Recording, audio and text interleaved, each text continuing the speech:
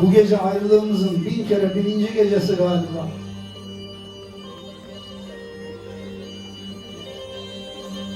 İnsanlar kapı önlerinde ayakkabılarını çıkarmayı öğrendiği tarihlerde biz Bolivya dağlarında dolaşıyorduk. Minik ellerin avuçlarında sonsuz ufuklardaki insanlığa, hürriyet kadar sevdiğimiz insanlara doğru. Galiba bu gece yazık ve özlemlerin gecesi.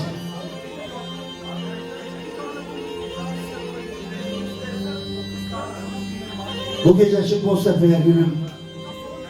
Seyredeyim seni tepeden tırnağa. Sağ taraftan Değirmendere'nin kıvrak kalçalı bir kız gibi denize katılışını seyret. Seni hissettim.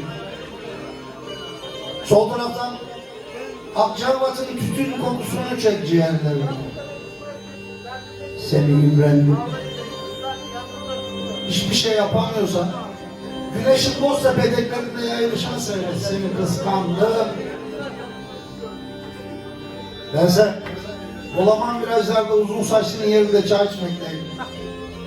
Az kaldı düşerim o sahillere. Yelkenlerini rüzgar içmiş sürmene takası gibi sarhoş vedacı denizlerde. Seni özledim. Ağzımda yarım kalmış bir öpüşme gibi Sadık Gazi olacağımızın bize söyledi. Ben bu kadar içmezdim. Derdimden içerim. Ağlayın beni kızlar. Yangınla tüterim. Gerisini sorma. O günlerden belleğimle bir tek sen kaldın. Lekesiz ve tertemiz gerisini. Daha sonraları ise ayrı düşmeyi, gece sesini duyup yatağımda fırlamayı öğrendim. Sen benim korku, yutkunuşu, uyanışlarımın en güzelisin. Sen benim insanlığım bütün zaman ve mekanlarda peşinden koşup da bildiğim şey. Gülüm, canım, bu gece yağmurda gökkuşağı misali, gülerken ağlamanın da zamanı. Ey gülüm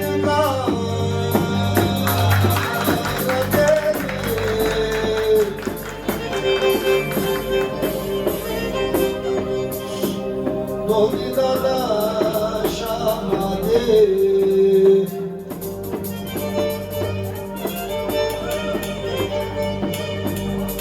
etme bu sevdalı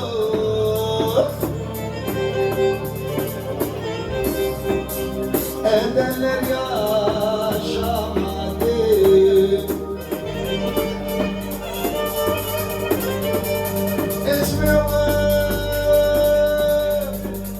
Sevdalı edenler yaşamadı.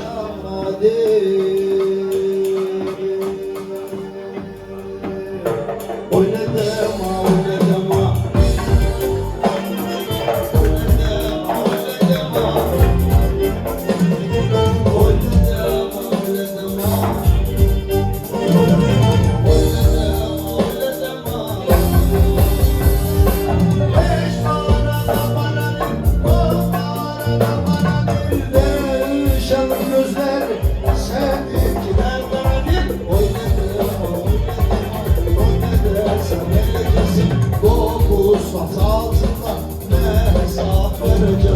Oynadım, oynadım, oynadım, sen ellecesin.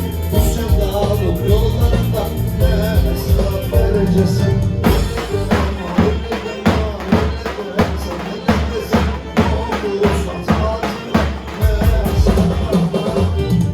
Oynadım, oynadım, sen ellecesin. Bu sevdalım yollarında ne hesap vereceksin. İndim derema oynamayda, zeytin dalı kırma oynamayda, geldim seni alma oynamayda, başlarına ağlamaya oynamayda, oynamayda, oynamayda, kimleri oynamayda,